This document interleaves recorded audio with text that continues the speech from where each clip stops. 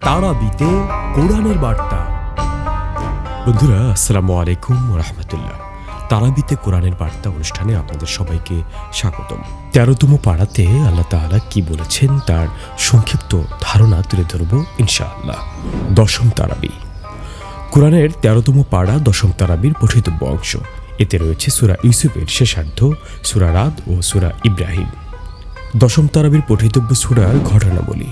১৩তম পাড়ার শুরু থেকে হযরত ইউসুফ আলাইহিসসালামের অবশিষ্ট ঘটনা বর্ণিত হয়েছে, যথা ইউসুফ আলাইহিসসালামের কারামুক্তি, মিশরের কৃষি ও খাদ্য বিষয়ক গুরুত্বপূর্ণ দায়িত্ব পালন, দুর্ভিক্ষ ত্রাণের জন্য সৎ ভাইদের মিশরে আগমন, ইউসুফ আলাইহিসসালামের অপূর্ব ক্ষমা, পিতা ইয়াকুব আলাইহিসসালামের সপরিবারে মিশরে আগমন এবং ইউসুফ আলাইহিসসালামের শৈশবে দেখা স্বপ্ন সত্যে পরিণত হওয়া ইত্যাদি। ইব্রাহিম আলাইহিসসালাম বৃদ্ধ বয়সে আল্লাহর পক্ষ থেকে দুই সন্তান ইসমাইল ও ইসহাককে লাভ করেন। এরপরে আসে আল্লাহর প্রদত্ত কঠিন পরীক্ষা। স্ত্রী হাজেরা এবং নবজাতক ইসমাইলকে জনমানব শূন্য পাহাড়ি এলাকা মক্কায় রেখে আসেন তিনি। এমন কঠিন পরীক্ষার মুহূর্তেও ইব্রাহিম আলাইহিসসালাম সন্তানদের একত্ববাদ, সালাত কায়েম ও দিনদারি রক্ষার দোয়া করেন আল্লাহর নিকটে। পাশাপাশি তাদের রিজিক, মক্কা নগরীর নিরাপত্তা এবং মক্কার প্রতি মানুষের ভালোবাসা সৃষ্টির দোয়া করেন। ঈমান ও আকীদা। আজকের পঠিতব্য সূরায় আল্লাহ তাআলা ঈমান ও আকীদা বিষয়ক কিছু কথা উল্লেখ করেছেন। তাওহীদ কোরআনের সর্বাধিক আলোচিত বিষয়। তাওহীদ ফোনের ডিজিটের মতো, একটি সংখ্যা ভুল হলেই পুরো চেষ্টা ব্যর্থ হয়ে যায়। এ কারণে কোরআনের অন্য সব পাড়ার মতো আজকের তিলাওয়াতকৃত অংশেও যথারীতি বারবার ঘুরে ফিরে তাওহীদের প্রতি গুরুত্বারোপ করা হয়েছে। তাওহীদ ছাড়াও সূরা রাদের শুরুতে এবং পুরো সূরা জুড়ে আল্লাহর সৃষ্টি নৈপুণ্য, সৃষ্টির নিগূঢ় রহস্য, ফেরেশতাদের আল্লাহ ভীতি, আসমানি কিতাব, আল্লাহ প্রদত্ত ইত্যাদি বিষয় বারবার উঠে এসেছে। সূরা ইব্রাহিমে কিয়ামতের প্রতি ঈমান বিষয়ক আলোচনা এবং সেদিনের ভয়াবহতার বিবরণ তুলে ধরা হয়েছে। বিশেষ করে সূরার শেষে জাহান্নামের ভয়াবহ দৃশ্য চিত্রিত হয়েছে। দশম তারাবিতে পঠিতব্য সূরায় আল্লাহ তাআলা বেশ কিছু আদেশ এবং নিষেধ বান্দার জন্য উল্লেখ করেছেন। আদেশ: মানুষকে অন্ধকার কুফর থেকে আলোর পথে আনা এবং আল্লাহর দিনসমূহ স্মরণ করা, আল্লাহর নিয়ামতের কথা স্মরণ করা, আল্লাহর উপর আস্থা রাখা, বিচার দিবস সম্পর্কে মানুষকে সতর্ক করা। নিষেধসমূহ: আল্লাহর রহমত থেকে নিরাশ না হওয়া, জালিমদের ব্যাপারে আল্লাহর বেখবর মনে না করা, আল্লাহর রাসূলদের সাথে কৃত ওয়াদা ভঙ্গকারী মনে না করা। দৃষ্টান্ত: আজকের পঠিতব্য সূরায় আল্লাহ তাআলা বেশ কিছু দৃষ্টান্ত উপস্থাপন করেছেন। কাফিররা ভালো কাজের প্রতিদান দুনিয়াতেই প্রাপ্ত হয়ে যায়, আখিরাতে তাদের কোনো অংশ নেই।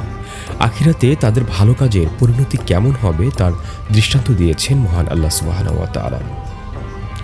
তাদের ভালো কাজসমূহ ঝড়ের দিনে তীব্র বাতাসে উড়ন্ত ছাইয়ের মতো হয়ে যায়, অর্থাৎ বাতাস যেমন ছাইকে নিশ্চিহ্ন করে দেয়, কুফরও কাফিরদের আমলসমূহকে নিশ্চিহ্ন করে দেবে। অর্জিত কর্মের কোনো বিনিময় তারা লাভ করবে না, এটাই তাদের জীবনের চরম বিভ্রান্তি। কালিমা তাইয়্যিবাকে আল্লাহ এমন গাছের সাথে তুলনা করেছেন যার শেকড় অত্যন্ত মজবুত ও সুদৃঢ় এবং তার শাখা প্রশাখা ছড়িয়ে আছে আকাশে। আর কালিমায়ে খবিসাকে তুলনা করেছেন এমন দুর্বল শেকড় বিশিষ্ট গাছের সাথে যা খুব সহজেই উপড়ে ফেলা যায়। মহান আল্লাহ হক ও বাতিলের উপমা দিয়েছেন দুটি জিনিসের সাথে। বৃষ্টির পানিতে যখন নদী-নালা ভরে যায় তখন বুদবুদ পানির উপর ভেসে ওঠে এবং একসময় তা বিলীন হয়ে যায়। একইভাবে যখন অলংকার বা অন্য কোনো বস্তু তৈরির জন্য ধাতব পদার্থ আগুনে দেওয়া হয়, উত্তপ্ত আগুনের স্পর্শে তখনও তার ফেনা ভেসে ওঠে, অর্থাৎ ফেনা শুকিয়ে নিঃশেষ হয়ে যায়, কিন্তু অলংকার বা পানি যা মানুষের জন্য উপকারী তা রয়ে যায়। একইভাবে বাতিলের প্রভাব যতই দৃশ্যমান হোক না কেন তা মানুষের জন্য কল্যাণকর নয়, একসময় তা বিলীন হবেই, কিন্তু হক ও সত্য মানব সভ্যতার জন্য চির উপকারী, এজন্য তা সর্বদা টিকে থাকে। আল্লাহ তাআলা আজকে পঠিতব্য সূরায় কোরআন কেন নাজিল করেছেন, কোরআন নাজিলের উদ্দেশ্য উল্লেখ করেছেন। কোরআন নাজিলের উদ্দেশ্য হলো মানুষকে অন্ধকার থেকে আলোর পথে নিয়ে আসা। কিয়ামতের দিন শয়তান ও তার অনুসারীদের মধ্যে কথোপকথন, পারস্পরিক দোষারোপের চিত্র, অবাধ্যতার ভুলের পরিণতি ও বেদনাদায়ক বাস্তবতার বর্ণনা রয়েছে সূরা ইব্রাহিমে। সেদিন শয়তান তার অনুসারীদের বলবে, আমি স্রেফ তোমাদেরকে আমার পথে আহ্বান করেছিলাম, তোমরা তাতে সাড়া দিয়েছ, সুতরাং আজ আমাকে ভর্ৎসনা না করে নিজেদের ভর্ৎসনা করো। সব নবী রাসূলকে স্বজাতির ভাষায় প্রেরণ করা হয়েছে। আল্লাহ সকল নবী রাসূলকে স্বজাতির ভাষাভাষী করে পাঠিয়েছেন, যেন তারা নিজ জাতিকে আল্লাহর কিতাবসমূহ স্পষ্ট করে বোঝাতে পারেন। আল্লাহর অস্তিত্বের প্রমাণ। আজকের পঠিতব্য সূরায় আল্লাহর অস্তিত্বের প্রমাণ স্বরূপ অনেক ঘটনা বর্ণিত হয়েছে। নবমণ্ডল, ভূমণ্ডল, চন্দ্র, সূর্য, পাহাড়, পর্বত, নদ, নদী, রাত দিনের পালা বদল, রকমারি ফলমূল, একই মাটিতে উৎপন্ন বৃক্ষরাজির ফলন ও স্বাদের তারতম্য সহ অসংখ্য সুনিপুণ সৃষ্টিরাজি মহান আল্লাহর অস্তিত্বের প্রমাণ বহন করে। মহাবিশ্বের প্রতিটি নিখুঁত সৃষ্টিতে চিন্তাশীল ও বুদ্ধিমান মানুষের গবেষণার উপকরণ ও বহু নিদর্শন রয়েছে। উলুল আলবাব ও জান্নাতীদের 8টি বৈশিষ্ট্য। আল্লাহ সুবহানাহু ওয়া তাআলা আজকের পঠিতব্য সূরায় জান্নাতীদের 8টি বৈশিষ্ট্য তুলে ধরেছেন। 1. আল্লাহর সঙ্গে কৃত অঙ্গীকার রক্ষা করে এবং চুক্তির বিপরীতে কাজ করে না। 2. আল্লাহ যাদের সাথে সম্পর্ক বজায় রাখার নির্দেশ দিয়েছেন তাদের সাথে সম্পর্ক বজায় রাখে। 3. আল্লাহকে ভয় করে। 4.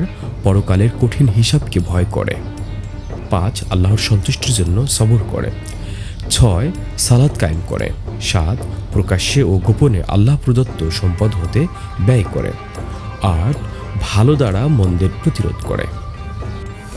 পক্ষান্তরে যারা আল্লাহর অঙ্গীকার ভঙ্গ, আত্মীয়তার সম্পর্ক ছিন্ন এবং পৃথিবীতে ফ্যাসাদ সৃষ্টি করে, তারা আল্লাহর রহমত থেকে বঞ্চিত হতে থাকে এবং তাদের জন্য রয়েছে নিকৃষ্ট ঠিকানা জাহান্নাম। নিয়ামত বৃদ্ধির মাধ্যম শুকরিয়া। প্রাপ্ত নিয়ামতের ব্যাপারে অধিক হারে আল্লাহর শুকরিয়া আদায় করলে আল্লাহ নিয়ামত আরও বৃদ্ধি করে দেন, আর অকৃতজ্ঞদের জন্য রয়েছে কঠিন শাস্তি। সুসংবাদ ও সতর্কতা। আজকের পঠিতব্য তারাবিতে পঠিতব্য সূরায় আল্লাহ তাআলা তার বান্দাদের জন্য সুসংবাদ ও সতর্কতা রেখেছেন। ইমানদার ও সৎ কর্মশীলদেরকে এমন উদ্যান রাজিতে বা জান্নাতে প্রবেশ করানো হবে যার তলদেশে প্রবাহিত হয় নহরসমূহ। জান্নাতীদের পারস্পরিক অভিবাদন হবে সালাম। জালিমদের, কাফির ও সীমালঙ্ঘনকারী তাদের জন্য রয়েছে যন্ত্রণাদায়ক শাস্তি। সূরা ইব্রাহিমের শেষ 9টি আয়াতে কিয়ামতের দিনের ভয়াবহ দৃশ্য, জাহান্নামীদের করুণ অবস্থা ও চরম দুর্গতির চিত্র তুলে ধরা হয়েছে। যে আদেশ অধিক সংখ্যকবার করা হয়েছে। আজকের তেলাওয়াতকৃত পাড়ায় 3টি পৃথক আয়াতে 3 বার কেবল আল্লাহর উপর ভরসা করার নির্দেশ দেওয়া হয়েছে। আজকের শিক্ষা। আল্লাহ তাআলা ততক্ষণ পর্যন্ত কোনো জাতির অবস্থান পরিবর্তন ঘটান না যতক্ষণ না তারা নিজেদের অবস্থার পরিবর্তন ঘটায়।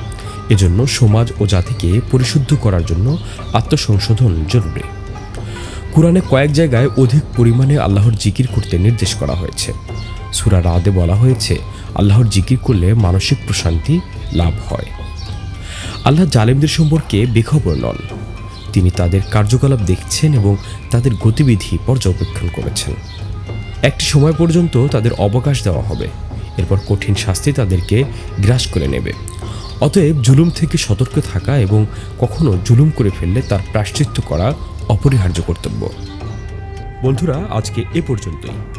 আজকের আলোচনায় যে বিধিনিষেধ আদেশ আল্লাহ তাআলা আমাদের জন্য প্রেরণ করেছেন তা যেন আমরা সর্বোচ্চভাবে এবং সর্বোৎকৃষ্টভাবে পালন করতে পারি, সেই দোয়া রেখে আজকের মতন শেষ করছি আমি শাহ মোহাম্মদ ওয়ালিউল্লাহ। আগামী এপিসোড দেখার আমন্ত্রণ রইল। সে পর্যন্ত আল্লাহ তাআলা সবাইকে ভালো রাখুন, সুস্থ রাখুন। আসসালামু আলাইকুম ওয়া রাহমাতুল্লাহ।